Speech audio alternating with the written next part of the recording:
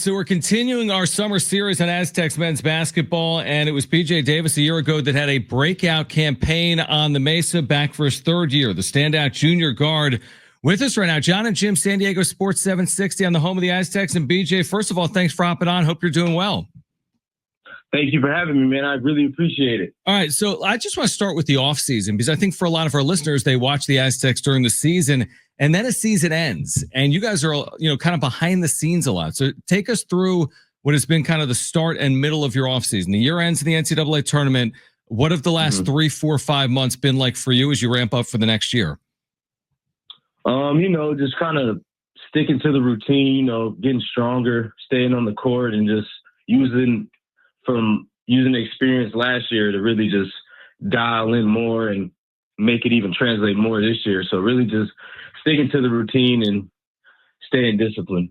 Coming into last season, the Reese Waters injury, vaulted you into the starting lineup. How did you handle that? How did you feel about that? And did you expect to play such a huge role on last year's team that you did?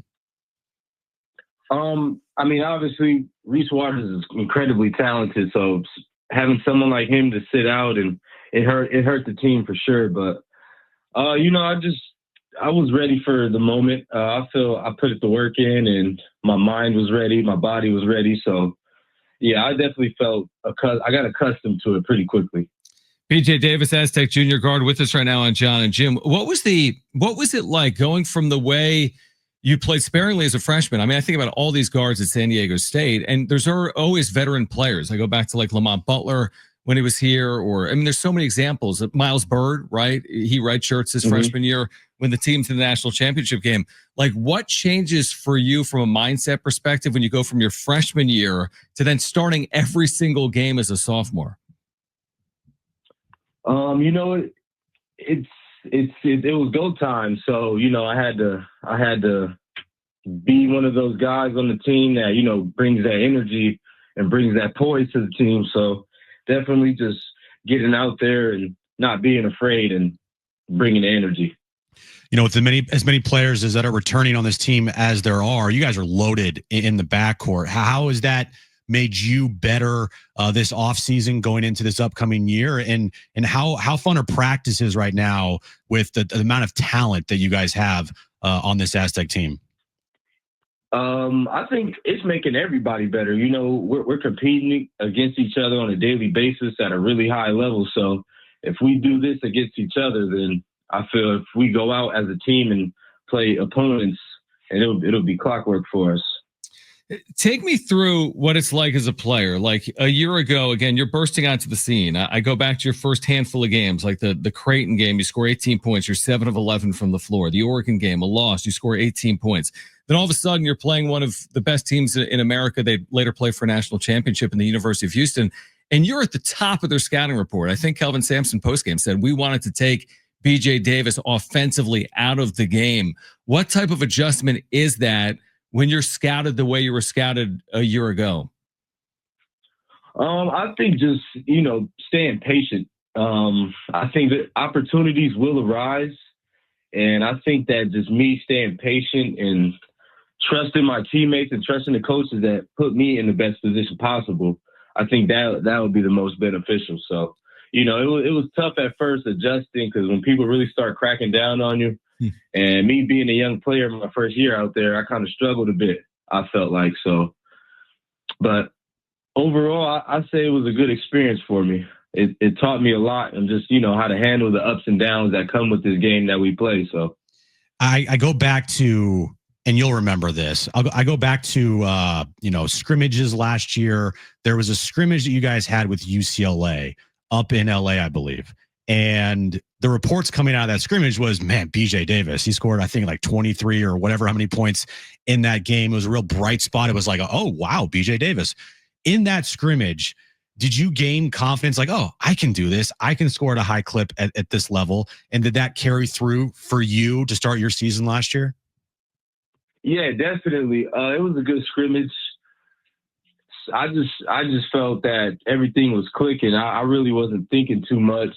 At times, I felt like I was getting in my way a lot just by overthinking stuff. But during that time, it was really no thinking. And yeah, it definitely carried over. It gave me that sense of belonging, definitely. And I used that throughout the season. I always drew back to that moment to seek inspiration and motivation.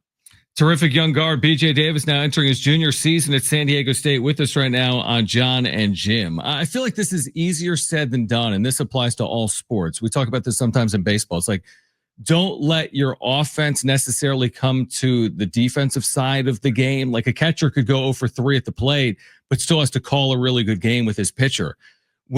How do you make sure your defense, you're known as a terrific on-ball defender, one of the best defenders in the Mountain West. How do you make sure your defense is always at the level that you're capable of playing it at, regardless of what's going on offensively? Mm-hmm. I think you just got to say, you got to remember your why.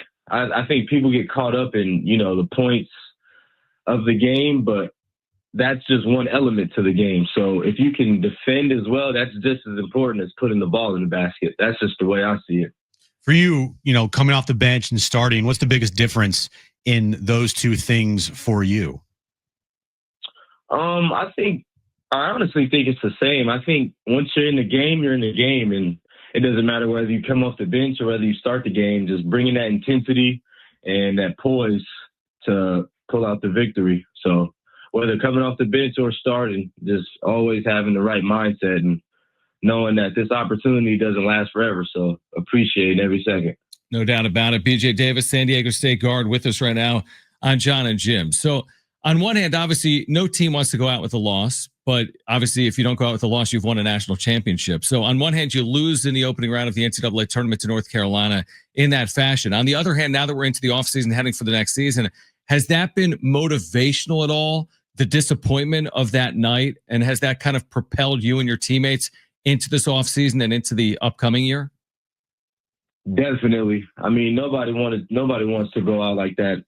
And I think just the feeling that we felt in that moment is definitely something that we draw upon almost on a daily basis, or at least I draw upon on a daily basis. And just when I don't feel like, some days you be tired and don't really feel like giving, it's another reason to give. Just thinking back on that time and how that felt and just being put in that position, it didn't really feel too nice. So using that as motivation and fuel to really just attack each day.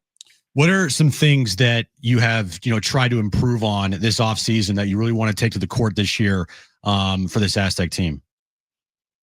I think just my leadership skills. I think just being more vocal and being more of a glue guy for the whole team. Because I know at times, especially in a game like basketball, emotions are high. So if I'm able to control myself and master my emotions, then I feel it'll grant us more success.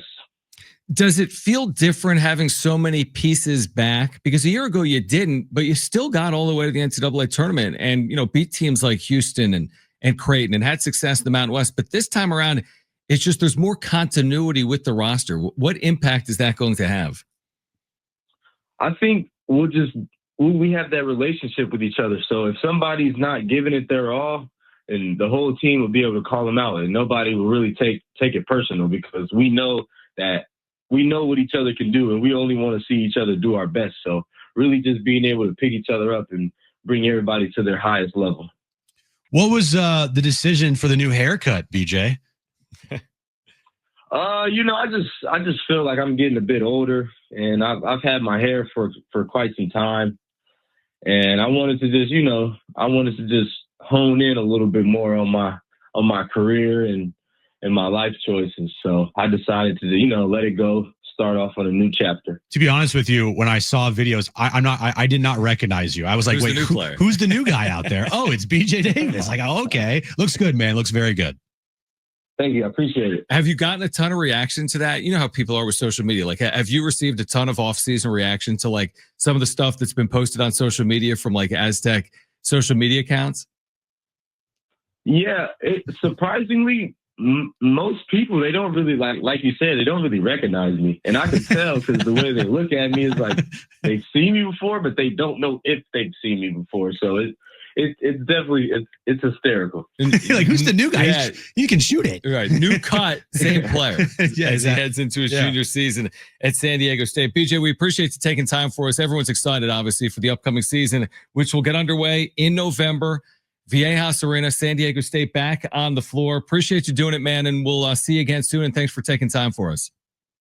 Thank you, man. I genuinely appreciate it. All right, that was great stuff. BJ Davis heading into his junior year. And yes, I think if I would have been at practice without knowing he had cut his hair, I would have done the double take and be like, what am I missing here? Because, I mean, it's a big, if you were eye cutter hair, it's not as significant, but like, this is a completely new look. Nobody cares about us, Sean. Well, that's fair too. I did have a shaved head. That's fair. I did have a shaved head for like all the way up until 24 years old, I think it was. Why don't you go back to that? If Xander Bogaerts has a hit with runners in scoring position, will you shave your head? Or if JP Sears gets option to AAA, will you shave your head? Because if so, you're going to need to do it about a minute ago. Yeah, I need to do it right now, actually. Bring the clippers in. We have an update on JP Sears that we'll share with you on the other side. Plus, you're going to hear from Cynthia Freeland, NFL Network. Let's do that conversation from yesterday coming up at 4 p.m. We're here until 6 p.m. We're getting you ready for Padres and Diamondbacks. Great to connect there with BJ Davis. This is John and Jim, San Diego Sports 760 and live on the iHeartRadio app.